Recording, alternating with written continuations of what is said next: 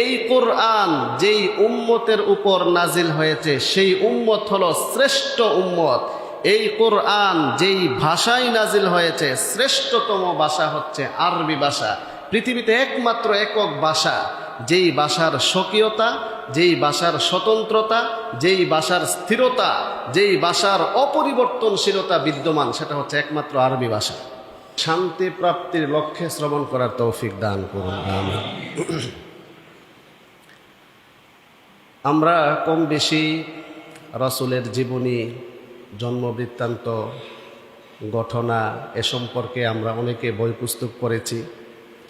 যারা পড়াশোনা করি, চিন্তক চিন্তাশীল, ওয়াজ মাহফিলের মাধ্যমে, জুমার বয়ানের মাধ্যমে যেভাবে আমরা যে সকল তথ্যগুলো জানতে পেরেছি, এই সবগুলো তথ্য পৃথিবীতে যত কিতাব লিপিবদ্ধ হয়েছে মিলাদুন নবীর সম্পর্কে এবং সিরাতুন নবী সম্পর্কে যত কিতাব লিপিবদ্ধ হয়েছে, সবগুলো কিতাবকে যদি সামনে আনা হয় তাহলে যে সকল বিষয় পাওয়া যাবে সেগুলোকে সুশৃঙ্খল আকারে আমরা যদি একটু শিরোনাম করে নিয়ে আসি তাহলে 10টি শিরোনাম পাওয়া যাবে। আমি আজকে আপনাদের সবগুলো আলোচনা করতে পারবো কিনা জানি না, সময় খুব অল্প। তবে আমাদের জীবনে যত পড়াশোনা করেছি, যত কিতাব লিপিবদ্ধ হয়েছে, আমার ক্ষুদ্র জ্ঞানে বহু বছর যাবৎ এই বিষয়ে পড়াশোনা গবেষণা করার পর আমি 10টি পয়েন্ট একসাথে করেছি, যেই পয়েন্টগুলোর ভিতরে সমস্ত কিতাবের আলোচনাগুলো চলে আসবে। একটু মনোযোগ দিয়ে শিরোনামগুলি শুনি। 1 নাম্বার, রাসূলের জীবনী সম্পর্কে যত কিতাব লিপিবদ্ধ হয়েছে সেগুলোতে যে আলোচনাগুলো থাকতে পারে সম্ভাব্য, সেই 10টি পয়েন্ট। 1 নাম্বার হচ্ছে মিলাদুন নবী সাল্লাল্লাহু আলাইহি ওয়াসাল্লাম। আমি নবী শব্দটি উল্লেখ করার পরে আপনারা সবাই সম্মিলিতভাবে সাল্লাল্লাহু আলাইহি ওয়াসাল্লাম করবেন। কেন? নবীজির নাম প্রথমবার শুনলে দরুদ পড়া ওয়াজিব, দ্বিতীয়বার শুনলে দরুদ পড়া সুন্নত, তৃতীয়বার নফল থাকে। তবে প্রত্যেকবারই বিশেষ রহমত থাকে। কেননা হাদিস শরীফে সংবাদ আসছে, যে ব্যক্তি নবীজির নাম শোনার পর একবার দরুদ পাঠ করবে, আল্লাহ পাক রব্বুল আলামিন তার উপর 10টি রহমত নাজিল করেন। সুবহানাল্লাহ। তো আমরা এখানে মসজিদে আসছি রহমত পাওয়ার জন্যে। এই কারণে 10 বার যতবারই নাম আসবে ততবারে আমরা সবাই সম্মিলিতভাবে এই দরুদখানা, পবিত্র দরুদ পাঠ করব, সংক্ষিপ্ত পূর্ণাঙ্গ সাল্লাল্লাহু আলাইহি ওয়াসাল্লাম। 1 নাম্বার মিলাদুন নবী মুহাম্মদ সাল্লাল্লাহু আলাইহি ওয়াসাল্লাম। 2 নাম্বার হায়াতুন নবী মুহাম্মদ সাল্লাল্লাহু আলাইহি ওয়াসাল্লাম। 3 নাম্বার সূরাতুন নবী মুহাম্মদ সাল্লাল্লাহু আলাইহি ওয়াসাল্লাম। 4 নাম্বার উসরাতুন নবী মুহাম্মদ সাল্লাল্লাহু আলাইহি ওয়াসাল্লাম। 5 নাম্বার দালাইলুন নবী মুহাম্মদ সাল্লাল্লাহু আলাইহি ওয়াসাল্লাম। 6 নাম্বার মুজিজাতুন নবী মুহাম্মদ সাল্লাল্লাহু আলাইহি ওয়াসাল্লাম। 7 নাম্বার আখলাকুন নবী মুহাম্মদ সাল্লাল্লাহু আলাইহি ওয়াসাল্লাম। 8 নাম্বার মাহাব্বাতুন নবী মুহাম্মদ সাল্লাল্লাহু আলাইহি ওয়াসাল্লাম।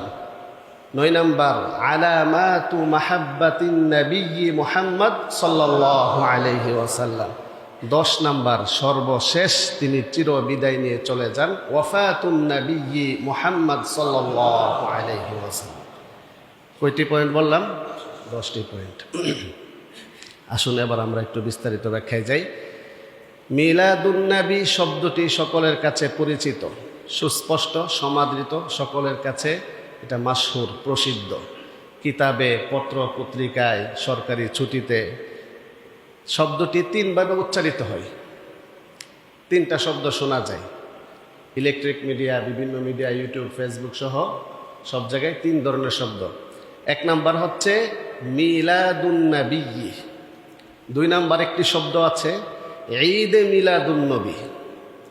3 নাম্বার আরেকটি শব্দ শোনা যায় জশ্নে জুলুসে ঈদে মিলাদুন নবী। এই তিনটা শব্দের কোন একটা শব্দই বাংলা না, সেই হিসেবে সবগুলো শব্দ যেহেতু আরবি, আমরা একটু ব্যাখ্যায় যাব। আর খুতবার আলোচ্য বিষয়ে আমরা আরেকটি শব্দ উচ্চারণ করেছি, সেটি হচ্ছে সিরাতুন নবী সাল্লাল্লাহু আলাইহি ওয়াসাল্লাম। তো প্রথমে আমরা একটু শব্দের বিশ্লেষণটা যদি একটু জেনে নেই। মিলাদ শব্দের বাংলা অর্থ হচ্ছে জন্ম বৃত্তান্ত। মিলাদ শব্দটি যারা আরবি গ্রামার বুঝেন, শাব্দিকভাবে মিলাদ এটা ইসমে আলা হলেও ভাষাবিদদের নিকট ডিকশনারিতে সকলের ঐক্যমতে এটা হচ্ছে ইসমুজ্জামান, সময় বুঝাবে। তাহলে মিলাদ মানে ওয়াক্তুল্লাযী বুলিদা ফিহি, এমন সময় যেই সময়ে জন্মগ্রহণ করেছে। জন্মগ্রহণের সময়কে আরবিতে কি বলে? মিলাদ। আর এখানে যে আল নবী শব্দটি উল্লেখ আছে, সেখানে আলিফ লাম দ্বারা নির্দিষ্ট নবী, সমস্ত নবী উদ্দেশ্য নয়, নির্দিষ্ট নবী, শ্রেষ্ঠ নবী, গোটা কুল কায়নাতের নবী, রহমাতুল্লিল আলামিন, সৈয়দুল কাউনাইন, ইমামুল মুরসালিন, তিনি হলেন হযরত মুহাম্মদ মুস্তাফা সাল্লাল্লাহু আলাইহি ওয়াসাল্লাম। তাহলে আমরা মিলাদুন নবীর বাংলা বলবো হচ্ছে মহানবীর জন্ম মুবারক। বলেন এক নাম্বার পয়েন্ট কি হবে? মহানবীর জন্ম মুবারক। 2 নাম্বার যে বলা হলো হায়াতুন নবী, সেটা হচ্ছে মহানবীর জন্ম বৃত্তান্ত বা জীবন বৃত্তান্ত, মহানবীর জীবন বৃত্তান্ত। তো প্রথম যে শব্দটা মিলাদুন নবী, হাদিস শরীফের মধ্যে সিহা সিত্তার একটি কিতাব আছে, তিরমিজি শরীফ, নাম শুনেছেন? তিরমিজি শরীফ। সেখানে হাদিসের যে অধ্যায় আছে, তার মধ্যে একটি অধ্যায়ের নাম হচ্ছে বাবু মা জাআ ফি মিলাদিন নবী সাল্লাল্লাহু আলাইহি ওয়াসাল্লাম। তো মিলাদুন নবী শব্দের বাংলা অর্থ হচ্ছে মহানবীর জন্ম বৃত্তান্ত বা জন্ম মুবারক। আরেকটি শব্দ যে আছে ঈদে মিলাদুন নবী, এর অর্থ হচ্ছে মহানবীর জন্ম কেন্দ্র করে আনন্দ। ঈদ মানে কি? আনন্দ। আরেকটি শব্দ যে আছে জশ্নে জুলুসে ঈদে মিলাদুন নবী, জশ্নে জুলুস, এই শব্দটা ফার্সি ভাষা, জশ্নে জুলুস। এর এক বাক্যে যদি আমরা অর্থ করি, তাহলে অর্থ হচ্ছে শোভাযাত্রা। জশ্নে জুলুস মানে কি? শোভাযাত্রা, ওই মিছিল বের করা, রিয়েলি যে বের করে। তো জশ্নে জুলুসে ঈদে মিলাদুন নবী অর্থ হচ্ছে মহানবীর জন্ম কেন্দ্র করে আনন্দ মিছিল বা শোভাযাত্রা, যার সূচনা হয়েছে 604 হিজরি থেকে। এর আগে সাহাবায়ে কেরাম, সোনালী যুগ, খায়রুল কুরুনে কেউ রসুলের জন্মকে কেন্দ্র করে শোভাযাত্রা বের করেছেন, আনন্দ মিছিল করেছেন, তার কোনো প্রমাণ নাই। তাহলে কি বোঝা যাচ্ছে? 606 হিজরির পূর্বে যদি এরকম কোনো প্রমাণ না থাকে আনন্দ মিছিলের, তাহলে এটা শরীয়তের আলোকে কি হবে? সুন্নত হবে? কি হইতে পারে? পাশাপাশি আরেকটি শব্দ আছে, সেটা কি? সিরাতুন নবী সাল্লাল্লাহু আলাইহি ওয়াসাল্লাম। সিরাতুন শব্দের অর্থ হচ্ছে চরিত্র, আদর্শ, জীবন, ইতিহাস। আমরা ইংরেজিতে বায়োডাটা অথবা সিবি লিখি না, সিবি। তো এই সিবি, এটা আরবি হচ্ছে আসসিরাতু যাতিয়া। তো এখানে সিরাতুন নবী এর কয়েকটা অর্থ হচ্ছে যে মহানবীর জীবন ইতিহাস, মহানবীর আদর্শ, মহানবীর চরিত্র, এই অর্থগুলো আসতেছে। তাহলে সিরাতুন নবী সাল্লাল্লাহু আলাইহি ওয়াসাল্লাম এর অর্থ দাঁড়াচ্ছে মহানবীর জীবন ইতিহাস। মিলাদুন নবী সাল্লাল্লাহু আলাইহি ওয়াসাল্লাম এর অর্থ হচ্ছে মহানবীর জন্ম মুবারক, জন্ম সংক্রান্ত আলোচনা। তো এই দুইটার মধ্যে যদি আমরা পার্থক্য করি, তাহলে পার্থক্য হচ্ছে মিলাদুন নবী শুধু আলোচনার বিষয়, যে রসুল জন্মকালীন অলৌকিক ঘটনা, জন্মের পূর্বে ভবিষ্যৎবাণী। তিনি তো এমন এক মহামানব ছিলেন যার ব্যাপারে আলমে আর ওয়াহাতেও অলৌকিক ঘটনা বর্ণিত আছে, রুহের জগতেই। আবার অপর দিক থেকে হজরত আদম আলাইহিস সালাম থেকে নিয়ে হজরত ঈসা আলাইহিস সালাম পর্যন্ত এবং আমাদের নবীজির জন্মের আগ পর্যন্ত বহু আসমানি গ্রন্থে শেষ নবী শ্রেষ্ঠ নবী আসবে বলে অনেক ভবিষ্যৎবাণী বর্ণিত হয়েছে। আবার অপর দিক থেকে এমন একজন মহামানব শ্রেষ্ঠ নবী, নবীকুলের শিরোমণি, তিনি আসছেন। ওনার জন্ম মুবারকটি সেটি ছিল স্বাভাবিক নয়, অস্বাভাবিক, অলৌকিক একটি আল্লাহ তাআলার কুদরতিভাবে তিনি দুনিয়াতে আগমন করেন। সাধারণভাবে একজন মা তার সন্তানকে প্রসব করার ক্ষেত্রে স্বাভাবিক যেই প্রক্রিয়া, প্রসব করার ক্ষেত্রে যে ব্যথা অনুভব সহ যাবতীয় অনেক ব্যাপার স্যাপার থাকে, সেইগুলো থেকে মুক্ত অবস্থায়, ব্যথা মুক্ত অবস্থায় আমাদের নবীজি আগমন করেছেন। এই মর্মে রয়েছে অলৌকিক কিছু বর্ণনা। সেই কিছু কিছু বর্ণনা অথেন্টিক, সহি, আর কিছু ঐতিহাসিকভাবে প্রমাণিত কিন্তু মতবিরোধপূর্ণ। তো এ সম্পর্কে আমরা অনেকগুলো ঘটনা জানি। সবগুলো ঘটনার সারমর্ম তো এই কথা সত্য, তিনি শ্রেষ্ঠ নবী, তিনি বিশ্বনবী, তিনি শেষ নবী এবং আল্লাহ তাআলার পক্ষ থেকে নির্বাচিত গোটা, শুধু মানব জাতি না, এটা হচ্ছে গোটা সৃষ্টিকুল বা সৃষ্টি জগৎ সমূহের জন্য রহমত। খুব খেয়াল করবেন, অনেকে আছে আমরা যখন বলি যে বিশ্বনবী, তো যারা নবীর আশেক বেশি তারা শব্দটাতে ভুল ধরেন যে উনি কি শুধু বিশ্ব বলতে কি পৃথিবীর জন্য নবী? আল্লাহ তাআলা তো শব্দ চয়ন করেছেন, ওয়ামা আরসালনাকা ইল্লা রাহমাতাল লিল আলামিন, আলহামদুলিল্লাহি রাব্বিল আলামিন, ওয়ামা আরসালনাকা ইল্লা রাহমাতাল লিল আলামিন। তো আলামুন শব্দের অর্থ হচ্ছে জগৎ, এটা সিঙ্গুলার, প্লুরাল হচ্ছে আলামিন, বহুবচন। তাহলে জগৎ সমূহ, শুধু একটা জগৎ নয়, যত জগৎ হতে পারে সকল জগতের জন্য তিনি হচ্ছে রহমত স্বরূপ। তাহলে এটা অনুবাদটা আমরা এভাবে বলতে পারি যে তিনি হচ্ছেন সৃষ্টি জগতের, সমগ্র সৃষ্টি জগতের জন্য রহমত স্বরূপ। আবার অন্য আয়াতে আল্লাহ পাক রব্বুল আলামিন বলেন, ওয়ামা আরসালনাকা ইল্লা কাফাতাল লিন্নাসি বাশীরাও ওয়া নাযীরা, যে আমি আপনাকে প্রেরণ করেছি গোটা মানব জাতির হেদায়েতের জন্য, যে গোটা মানব জাতিকে আপনি সুসংবাদ দিবেন এবং ভীতি প্রদর্শন করবেন, এই জন্য প্রেরণ করেছি। দুই আয়াত থেকে আমরা বুঝতে পারি গোটা মানব জাতির হেদায়েতের জন্য নবী হিসাবে প্রেরিত হয়েছেন, আর গোটা সৃষ্টি জগতের জন্য রহমত স্বরূপ প্রেরিত হয়েছেন। বিষয়টা একটু ক্লিয়ার। আনুষঙ্গিকভাবে একটা কথা বলি, আমাদের কাছে একটা শব্দ প্রচলিত আছে ইন্টারন্যাশনাল বা আন্তর্জাতিক। এই যে ইন্টারন্যাশনাল অথবা আন্তর্জাতিক কনসেপ্টটা কোন জায়গা থেকে আসছে? সর্বপ্রথম বিশ্বজনীন, গোটা বিশ্বকে সামনে রেখে কথা বলা, গোটা বিশ্বকে সম্বোধন করে কথা বলার যে কনসেপ্টটা আসছে, এটা কখন থেকে কোত্থেকে আসছে জানেন? ইন্টারন্যাশনাল কনসেপ্টটা হযরত আদম আলাইহিস সালাম থেকে বা পৃথিবীর সূচনা লগ্ন থেকে যত নবীগণ আসছেন, নবীগণ বেশিরভাগই ছিল আঞ্চলিক বা একটা অঞ্চলকে কেন্দ্র করে। অধিকাংশ নবী এমন, বা একই সাথে অনেক নবী ছিলেন, এই অঞ্চলের জন্য, এই দেশের জন্য একজন নবী, ওই দেশের জন্য আরেকজন নবী। আমাদের নবী একমাত্র নবী যিনি হচ্ছেন সর্বশেষ নবী, আবার সকল নবীদের নবী, শ্রেষ্ঠ নবী, শেষ নবী এবং গোটা বিশ্ববাসী মানব জাতির নবী।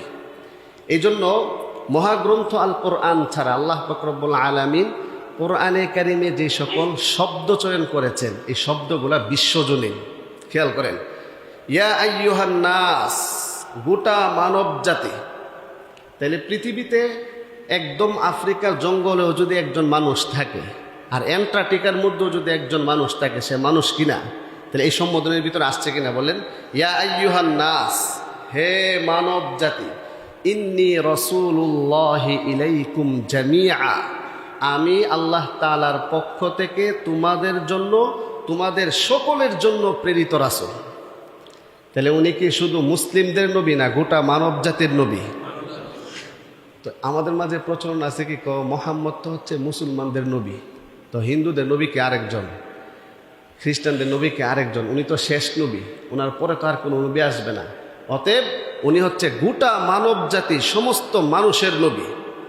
তাহলে উনি হচ্ছে বিশ্বজনীন নবী এবং শেষ নবী, শ্রেষ্ঠ নবী। অতএব গোটা মানব জাতির হেদায়েতের জন্য উনি নবী। ওনার পরে যে সকল মানুষ আসছে, চাই তারা মুসলিম হোক অমুসলিম হোক, কিন্তু তারা নবীজির উম্মত, উম্মতে মোহাম্মদী। তবে উম্মতে মোহাম্মদী দুই প্রকার, একটি হচ্ছে উম্মতে দাওয়াত আর একটি হচ্ছে উম্মতে ইজাবাত। অর্থাৎ যারা নবীজির দাওয়াতকে গ্রহণ করেছে, কোরআনকে যারা গ্রহণ করে নিয়েছে, তারা হচ্ছে উম্মতে মোহাম্মদী ইজাবাতান, রসুলের দাওয়াতের সাড়া দিয়েছে। তারা এই কালিমা পাঠ করেছে, লা ইলাহা ইল্লাল্লাহ মুহাম্মাদুর রাসূলুল্লাহ সাল্লাল্লাহু আলাইহি ওয়াসাল্লাম। আর যারা এই কালিমাকে স্বীকার করছে না বা গ্রহণ করেনি, তারাও উম্মতে মুহাম্মদী, তবে দাওয়াত প্রাপ্তি। গোটা পৃথিবীকে যদি আমরা সামনে নিয়ে আসি, তাহলে পরিসংখ্যান অনুপাতে বর্তমানে মানব জাতির মানুষের সংখ্যা কত? 800 কোটি প্লাস। হ্যাঁ, তন্মধ্যে 200 কোটি হচ্ছে মুসলিম। যারা মুসলিম তারা হচ্ছে উম্মতে মুহাম্মাদি ইজাবাতান, নবীজির দাওয়াত গ্রহণ করেছে, কালিমা গ্রহণ করেছে। যেই কালিমা প্রচার প্রসারের জন্য জীবন দিয়েছেন, রক্তাক্ত হয়েছেন, সেই দাওয়াত গ্রহণ করেছে যারা, তারা হচ্ছে নবীজির খাঁটি উম্মত। আবার অপর দিক থেকে যারা দাওয়াত গ্রহণ করেনি, এই 200 কোটি মুসলিমের উপর দায়িত্ব। তন্মধ্যে বিশেষ করে যারা ওয়ারিস আছেন, উলামায়ে কেরাম আছেন, তাদের উপর দায়িত্ব বাকি 600 কোটি মানুষের কাছে এই সত্য বাণী, চূড়ান্ত বাণী লা ইলাহা ইল্লাল্লাহ, এই কালিমার দাওয়াত পৌঁছানো। তো আল্লাহ পাক রব্বুল আলামিন আমাদের সবাইকে, গোটা মুসলিম জাতিকে অমুসলিমদের মাঝে এই দাওয়াত পৌঁছানোর তৌফিক দান করুন। তাহলে আমাদের নবী শুধু কি মুসলিমদের নবী না গোটা মানব জাতির নবী? গোটা মানব জাতির নবী। তিনি রহমত স্বরূপ কি শুধু পৃথিবীর জন্য, নাকি গোটা সৃষ্টি জগতের জন্য রহমত স্বরূপ?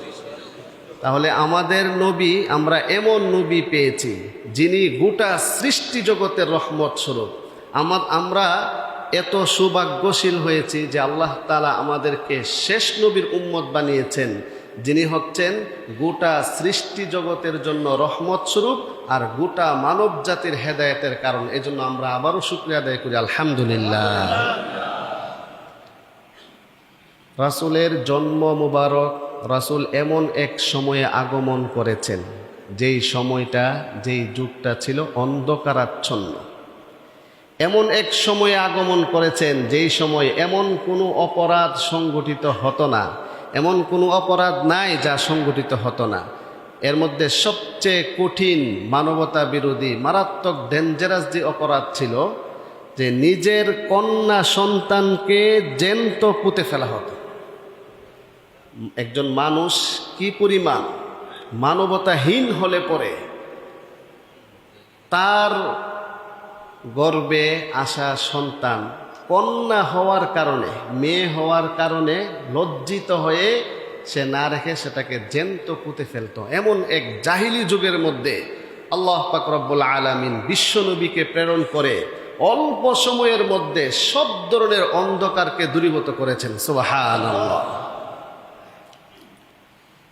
তো সেই নবীর আগমনে আলোচনা শোনা, সেই নবীর আগমনে আনন্দ হওয়া, খুশি লাগা এবং সেই নবীর উম্মত হয়ে শুকরিয়া আদায় করা, কৃতজ্ঞ বোধ থাকা, এটা একটি গুরুত্বপূর্ণ বিষয়। এবং সেই নবীর জীবনী পাঠ করা, যেটাকে বলে সিরাত। গোটা ইসলামের মধ্যে 4টা শব্দ আছে। এই 4টা শব্দ সম্পর্কে যার যত বেশি ধারণা থাকবে, ইসলাম সম্পর্কে, শরিয়া সম্পর্কে, শান্তি সম্পর্কে সে তত বেশি জানবে। শব্দ 4টা খেয়াল করেন। 1 তাওহীদ, বলেন 1 নম্বর কি? তাওহীদ। 2 রিসালাত, 3 আখিরাত, 4 সিরাত। 4 নম্বর কি? সিরাত। সিরাত সম্পর্কে একজন মুসলিমের যদি ধারণা না থাকে, তাহলে সে জীবন পরিচালনায়, সমাজ পরিচালনায়, পরিবার পরিচালনায়, রাষ্ট্র পরিচালনায়, সমস্যা সমাধানে সে দুর্বল হবে। কারণ নবীজি দীর্ঘ 63 বছর জিন্দেগি, বলেন কত বছর? 63 বছর জিন্দেগিতে 40 বছর বয়সে নবুয়ত প্রকাশ হয়, নবুয়ত প্রাপ্তি হয়। কত বছর বয়সে? 40 বছর।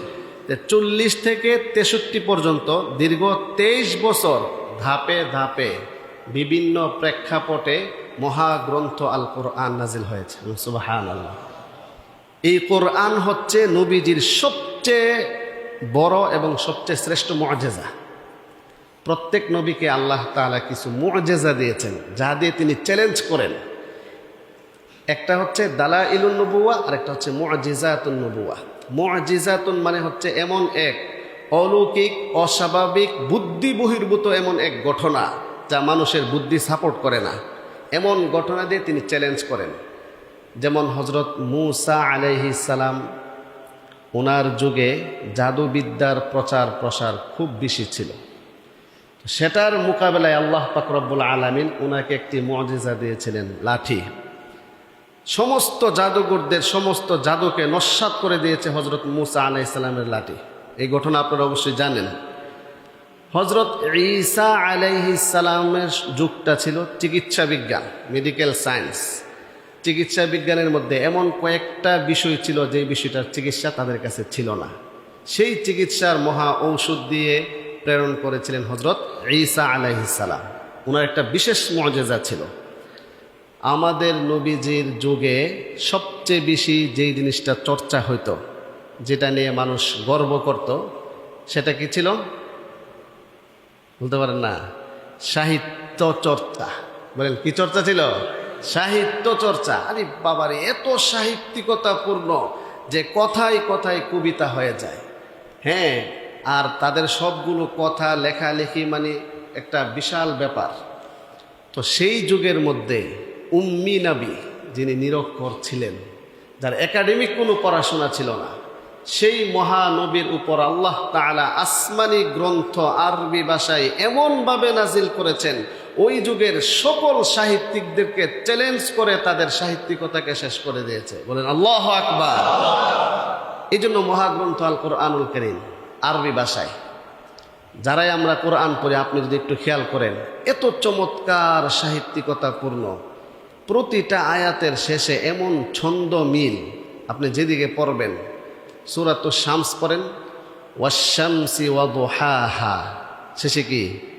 হ্যাঁ, ওয়াল কমারি ইযা তালাহা, ওয়ান নাহারি ইযা জাল্লাহা, ওয়াল লাইলি ইযা ইয়াগশাহা, ওয়াস সামাই ওয়া মা বানাহা, ওয়াল আরদি ওয়া মা তাহাহা, ওয়া নাফসিন ওয়া মা সাওয়াহা, فألهمها فجورها وتقواها قد أفلح من زكاها وقد خاب من دساها। মিল আছে কিনা? সূরাতুর রহমান পড়েন, আর রহমান আল্লামাল কুরআন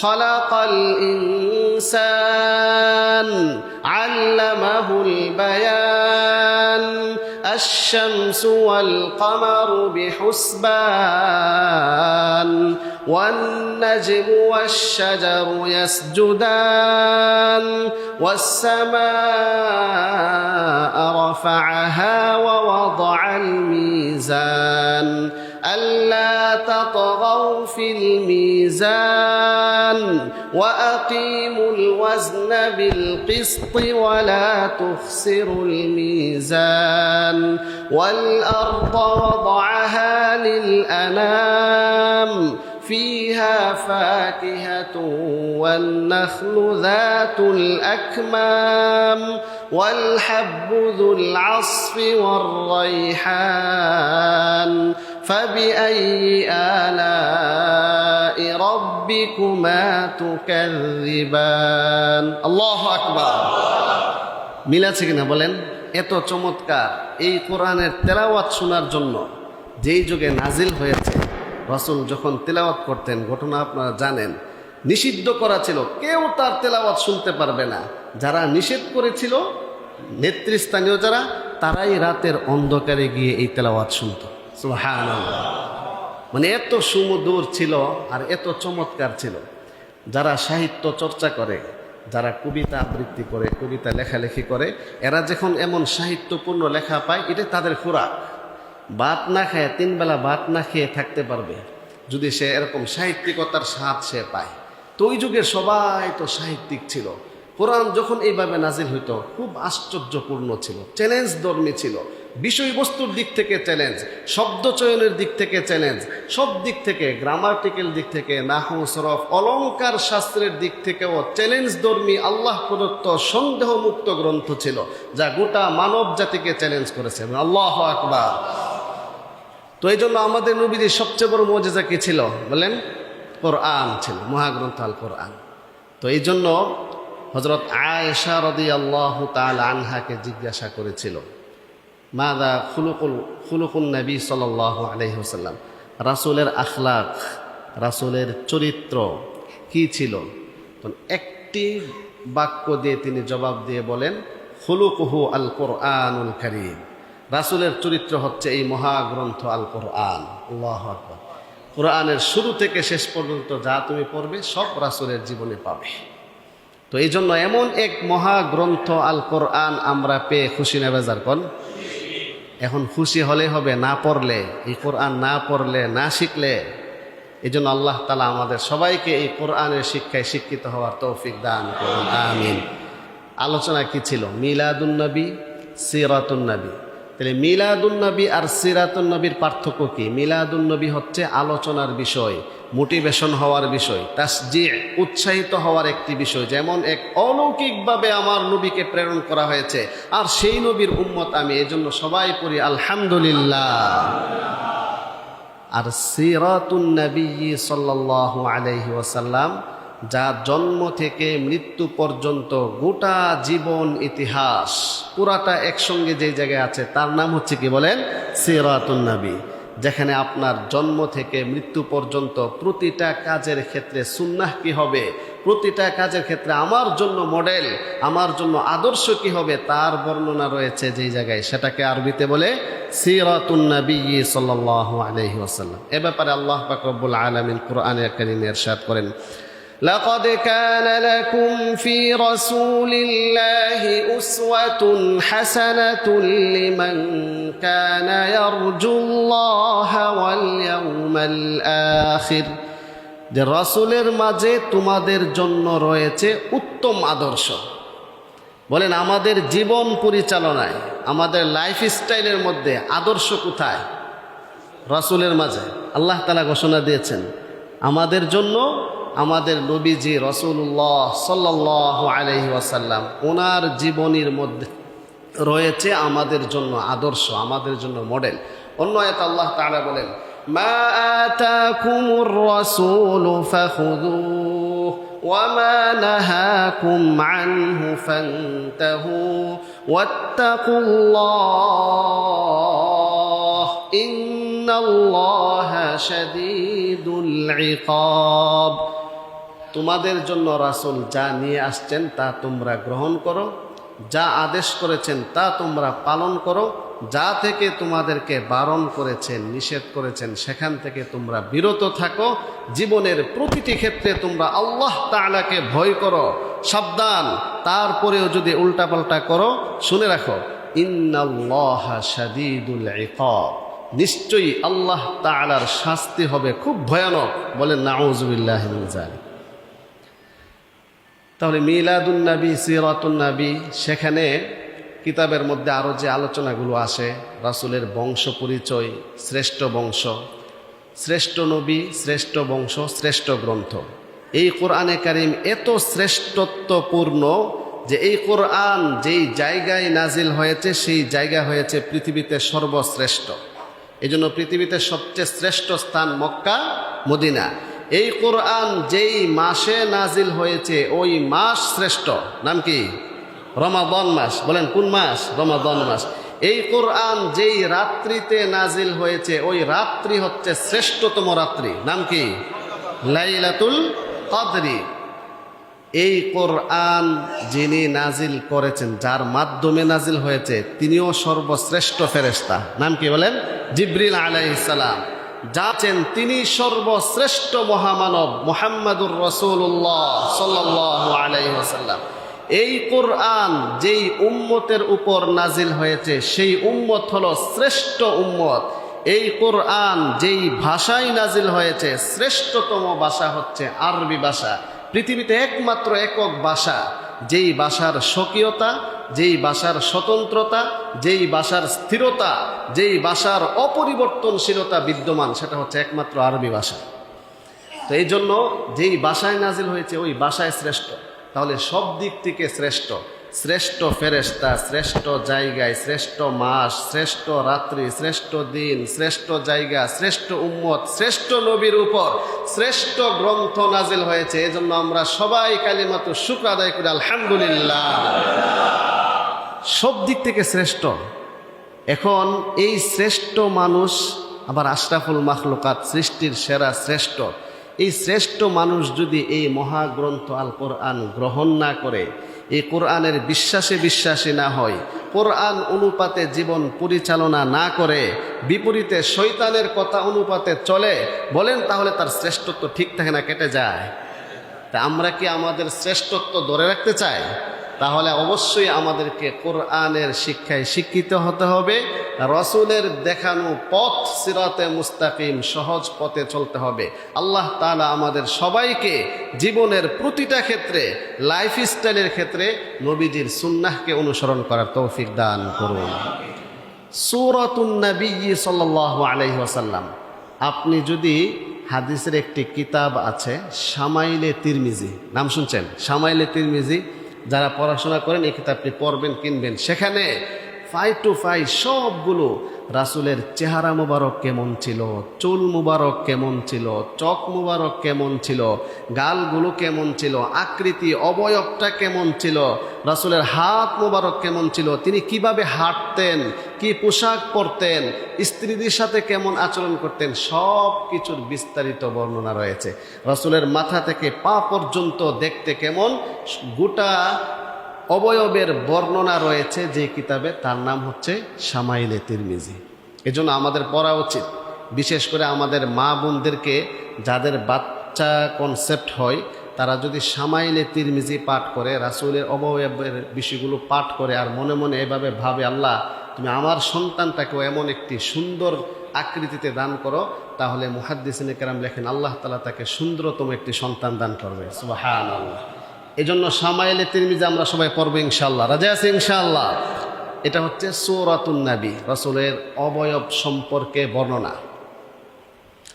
আরেকটি পয়েন্ট হলো উসরাতুন নবী সাল্লাল্লাহু আলাইহি ওয়াসাল্লাম, নবীজির পরিবার, নবীর আত্মীয় স্বজন, উম্মাহাতুল মুমিনিন, বিবাহের পূর্বে, বিবাহের পরে। একজন মানুষ বিবাহের পূর্বে তার আত্মীয় স্বজন এক সিস্টেমের থাকে, বিবাহের পর সে আত্মীয় স্বজন আবার দ্বিগুণ হয়ে যায়। দ্বিগুণ হয়ে যায় না? বিবাহের আগে কারো শ্বশুর শাশুড়ি থাকে, হ্যাঁ, শালাশালি থাকে। তো এই জন্য নবীজি বিবাহের পূর্বে হচ্ছে, বিয়ে করেছেন কত বছর বয়সে বলেন? 25 বছর বয়সে। তাহলে বিবাহের পূর্বে কত বছর? 25 বছর। বিবাহের পর 38 বছর। আমরা যদি জীবনীটাকে এভাবে ভাগ করি যে 63 বছর জিন্দিগি, নবুয়ত প্রাপ্তির আগে 40 বছর, নবুয়ত প্রকাশের পর 23 বছর, সেই 23 বছর আবার 2 ভাগে বিভক্ত। মক্কায় থাকেন 13 বছর, মাদানী জিন্দিগি 10 বছর। এইভাবে একটা জীবনের নকশা আমাদের সামনে চলে আসলে বুঝতে খুব সহজ হবে। মক্কি জিন্দিগিতে আল্লাহ নবীজি কত কষ্ট করেছেন, দাওয়াতের সূচনা কিভাবে হয়েছে, কি পরিমাণ নির্যাতিত হয়েছেন, কি পরিমাণ মানসিক নির্যাতিত হয়েছেন, সেখান থেকে চূড়ান্ত পর্যায়ের নির্যাতিত হয়ে আল্লাহ তাআলার হুকুমে মক্কা থেকে হিজরত করে আবার মদিনায় চলে যান। সেখানে গিয়ে আবার জিন্দেগিটা কেমন ছিল, কোরআন নাজিলের ধরন, সবাইকে নিয়ে রাষ্ট্র গঠন, সেটা আরেকটি বর্ণনা। এটা হচ্ছে রাসূলের হায়াতুন নবী, রাসূলের জীবনের একটি পরিসংখ্যান বা একটি নকশা। আমাদের সময় খুব শেষের দিকে। আমরা যে 10টা পয়েন্ট বলেছিলাম, এই 10টা পয়েন্টের ধারাবাহিকভাবে এখানে গুরুত্বপূর্ণ কয়েকটি ফোকাস পয়েন্ট, যা আমাদের জন্য পালনীয়, যা আমাদের জীবনকে চেঞ্জ করবে, সেগুলো হচ্ছে শেষের দিকে। এর মধ্যে একটি হচ্ছে আখলাকুন নবী সাল্লাল্লাহু আলাইহি ওয়াসাল্লাম, নবীজির মহান চরিত্র। আল্লাহ তাআলা সূরাতুল কলম, সেখানে কসম করে আল্লাহ তাআলা বলেছেন, ইন্নাকা লাআলা খুলুকিন আযীম, নিশ্চয়ই আপনি মহান চরিত্রের অধিকারী। সেই জায়গায় আয়াতের তাফসিরে এবং ঐতিহাসিকভাবে যারা কিতাব লিখেছেন ওনারা বলেন যে চরিত্র দুই প্রকার। বলেন চরিত্র কত প্রকার? দুই প্রকার, ভালো মন্দ। সবাই একটু বলেন এই জায়গাটা একটু আজকের বয়ানের ফোকাস পয়েন্ট, যেটা আমাদের জন্য খুবই গুরুত্বপূর্ণ। ইনশাল্লাহ আমরা ধারাবাহিকভাবে এই 10টি পয়েন্টের গুরুত্বপূর্ণ পয়েন্টগুলো আমরা প্রয়োজনে সামনের পর্বে জানবো।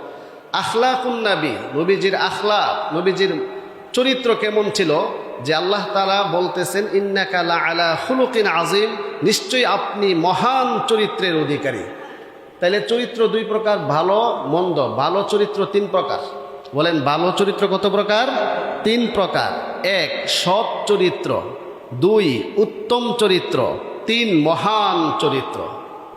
বুঝতে কষ্ট হচ্ছে? যারা পিছনে বসছেন শুনতেছেন? বলেন চরিত্র প্রথমত কত প্রকার? দুই প্রকার, ভালো মন্দ। ভালো চরিত্র কত প্রকার? তিন প্রকার। এক নাম্বার বলেন সৎ চরিত্র। এক নাম্বার কি? সৎ চরিত্র। দুই নাম্বার উত্তম চরিত্র। তিন নাম্বার মহান চরিত্র। খুলুকে হাসান, খুলুকে কারিম, খুলুকে আজিম। তো এখন কোনটা কাকে বলে? সময় শেষ। শুনেন, সৎ চরিত্র হচ্ছে যে ধরেন আমরা সৎ থাকবো, মিথ্যা কথা বলবো না, অহংকার হিংসা বিদ্বেষ থাকবে না, সব কিছু ভালো। জীবন পরিচালনার ক্ষেত্রে স্বাভাবিকভাবে দুইজনের মধ্যে কথা কাটাকাটি, মনোমালিন্য, সংঘর্ষ হয় কি হয় না? হয়। তো এক্ষেত্রে সৎ চরিত্রের অধিকারী যিনি হবেন, তিনি মন্দের প্রতিদান মন্দ দিয়ে দিবেন। অর্থাৎ আপনি আমাকে একটা গালি দিয়েছেন, আমি আপনাকে একটা গালি দেওয়ার অধিকার রাখি। তো মন্দের প্রতিদান মন্দ দিয়ে দেওয়া, এটাও রাইট, এটা অধিকার। এটা হচ্ছে সৎ চরিত্রের বৈশিষ্ট্য। আর উত্তম চরিত্র হলো আপনি আমাকে গালি দিলেন, আমি আপনাকে ক্ষমা করে দিব। যে উদারতা, আপনাকে ক্ষমা করে দিব, আপনাকে মাফ করে দিব, আপনার সাথে আরো ভালো আচরণ করব, এই চরিত্রকে কি বলে? উত্তম চরিত্র। আর মহান চরিত্র কোনটা?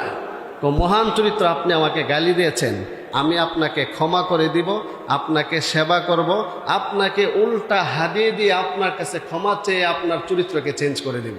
এটা হলো মহান চরিত্র। আল্লাহ তাআলা বলেন ইন্নাকা লা আলা খুলুকিন আযীম, নিশ্চয়ই আপনি হলেন মহান চরিত্রের অধিকারী। তাহলে এখন আমরাও এই তিনটা ক্যাটাগরির কোন ক্যাটাগরিতে আমরা আসতে চাই একটু নির্বাচন করব। আমরা সবাই কি চাই? শুধু সৎ চরিত্র নাকি উত্তম চরিত্র? আরো কি চাই? মহান চরিত্র। তো আল্লাহ পাক রব্বুল আলামিন আমাদের সবাইকে খাঁটি মুমিন হিসাবে উত্তম চরিত্র, মহান চরিত্রের অধিকারী হওয়ার তৌফিক আমাদের সবাইকে দান করুন। আমিন। ওয়া আখিরু দাওয়ানা